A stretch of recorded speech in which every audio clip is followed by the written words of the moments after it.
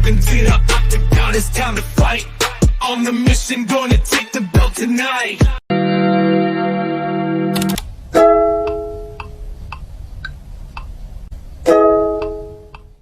Seringkali kejenuhan muncul di kehidupan kita dan kebiasaan tetap yang dilakukan terus-menerus menjadikan kita merasa bosan karena terus mengulang pekerjaan yang sama setiap hari. Lingkungan yang ada di sekitarmu juga bisa menjadi penyebab dari kebosanan, tapi jika dimisalkan seperti itu, berarti apakah kita tidak bahagia? Apakah kita bosan karena kita tidak mensyukuri apa yang kita miliki dan kita punyai sekarang? Apakah kebahagiaan sangat diperlukan? Apakah kebahagiaan itu penting? Apakah? Inilah yang menjadi sumber dari kebosanan. Terlalu banyak berpikir dan berekspektasi terhadap sesuatu yang sebenarnya masih menjadi proses perjalananmu. Di dalam hidup, kita tidak bisa lepas dari kebutuhan dan kewajiban atas diri kita sendiri, seperti belajar, sekolah, mencari kerja, membahagiakan keluarga, pasangan, punya hubungan yang baik dengan teman, membuat plan atau tujuan hidup ke depannya, atau berdamai dengan masa lalu.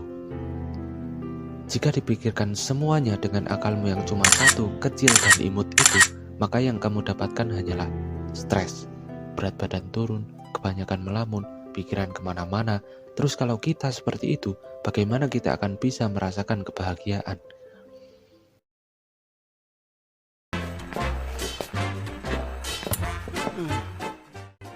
Tapi apakah berarti si pembuat konten ini tahu tentang makna kebahagiaan?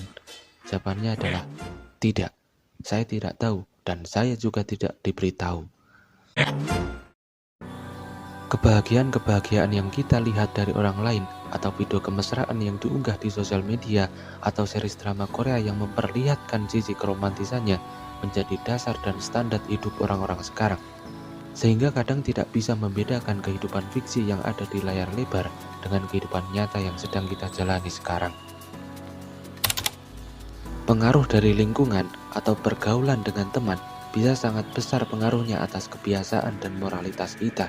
Dan karena kebanyakan Gen Z yang ada di Indonesia yang mencapai 71,5 juta jiwa pada Agustus 2024 sekaligus menjadi kelompok terbesar di Indonesia dengan persentase mencapai 27,94% dari total populasi penduduk.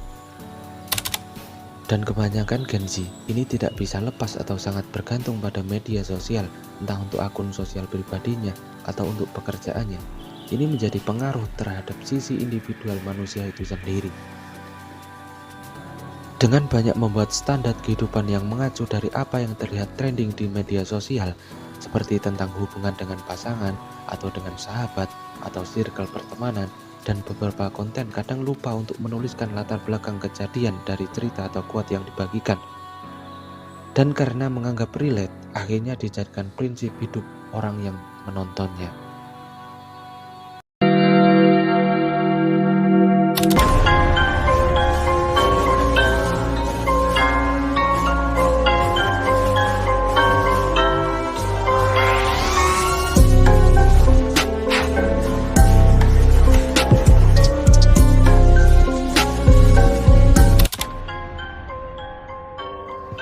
Sedangkan jika membahas sifat yang sebaliknya, yaitu tentang kekejaman, mungkin pandangan pertama yang muncul adalah tentang perang yang terjadi di antar negara, yang disiarkan di beberapa media berita yang muncul. Dengan peperangan yang terjadi, sering dipertanyakan tentang kebebasan dan keadilan yang ditunjukkan. Apakah dengan menyatakan perang bisa menciptakan kedamaian abadi? Atau apakah perang muncul untuk menuntut nilai keadilan di dalamnya? Atau kebebasan itu berasal dari hasil merenggut kebebasan dari bangsa lain? Orang-orang selalu mengatakan bahwa di dunia yang modern ini, tingkat perdamaian semakin tinggi. Bahkan banyak yang begitu optimis mengatakan bahwa Perang Dunia II dan Perang Dingin adalah terakhir kalinya negara-negara terlibat dalam konfrontasi yang begitu menegangkan. Akan tetapi, meletusnya perang Rusia-Ukraina pada 24 Februari 2022 seakan menjadi tamparan keras pada dunia bahwa hingga saat ini dengan tingkat peradaban yang begitu maju, umat manusia masih saja melakukan perang dengan satu sama lain.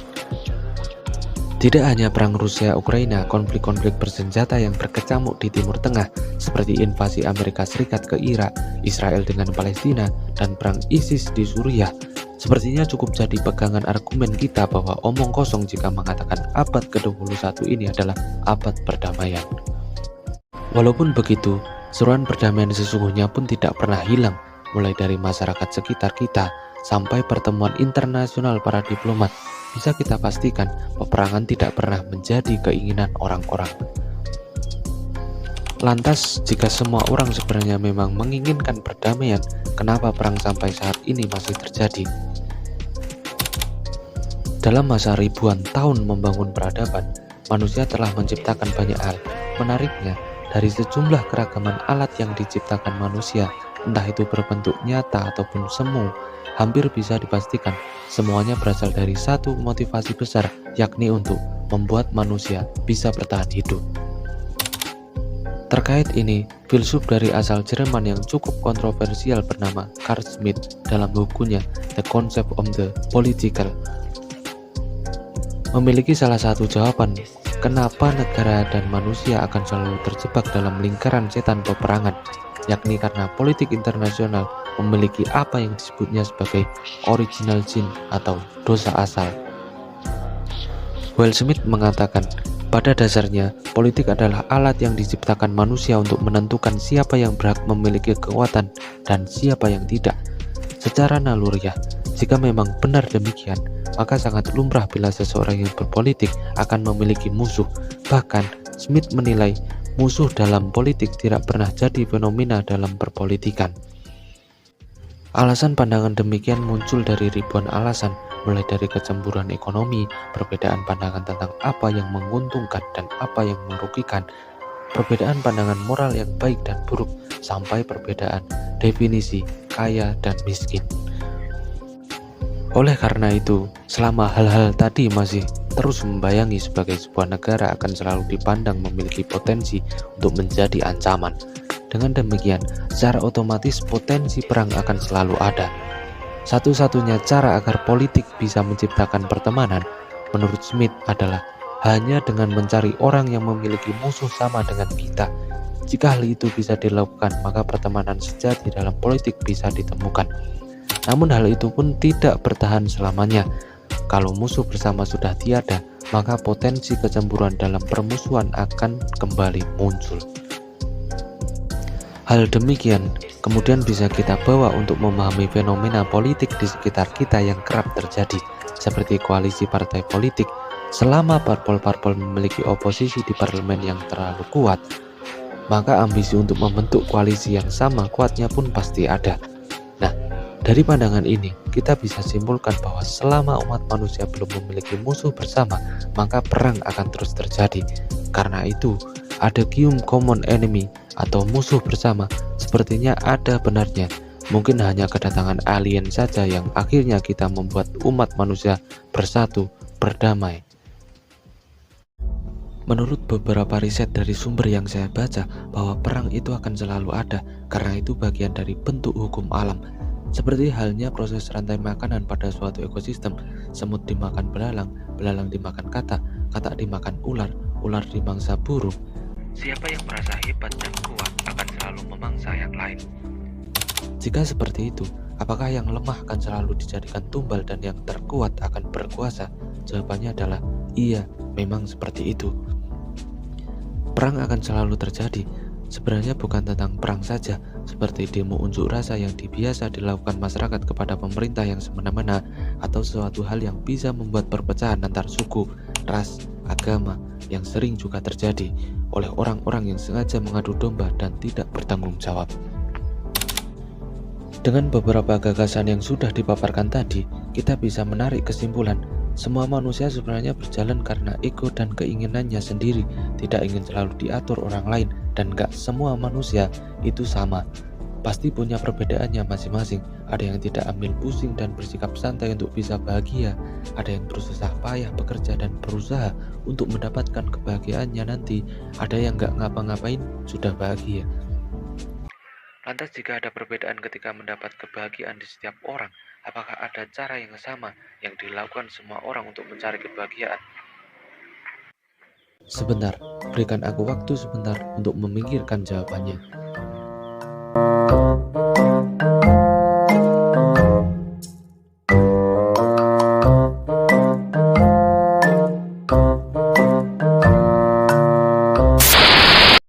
Nah, ketemu.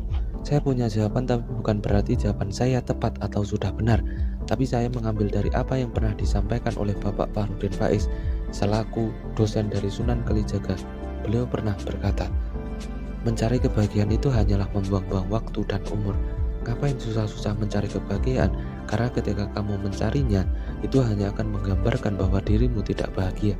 Karena yang kamu lakukan saat ini adalah sedang mencari.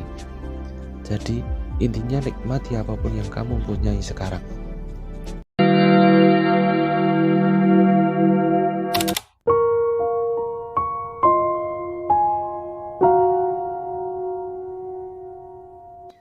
Jika disatukan antara kebahagiaan dan kekejaman dengan beberapa konflik yang kita temui di berbagai berita di sosial media, banyak sekali contohnya.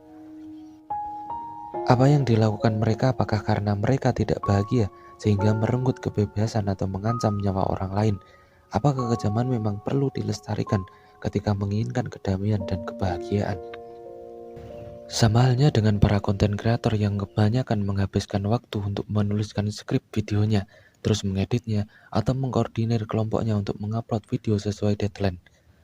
Apakah di balik layar mereka benar-benar bahagia atau malah sebaliknya, mereka malah terkekang dengan membuat video dan membagikannya ke para subscribernya atau viewernya?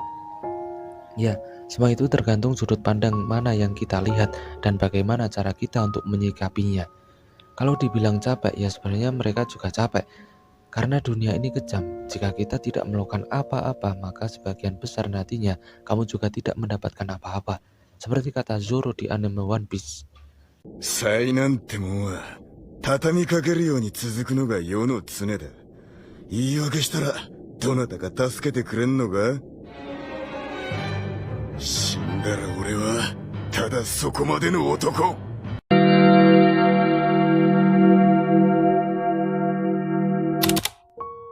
Jika kita melihat dari para ilmuwan yang mencurahkan segala pikirannya dan mengabdikan dirinya demi memperoleh peradaban yang maju dan berkembang, mereka pasti pernah stres karena tidak ada di dunia ini orang yang bahagia terus sepanjang waktu dan juga orang yang mendapatkan kesedihan dan kekecewaan terus sepanjang waktu. Intinya syukuri, nikmati, jalani, karena kadang kita cuma dituntut untuk menjalaninya saja tanpa perlu banyak berpikir dan bertanya. Dan jangan kejam pada siapapun. Terima kasih yang sudah menonton dan mendengar. Saya Batik Baik. Sampai jumpa.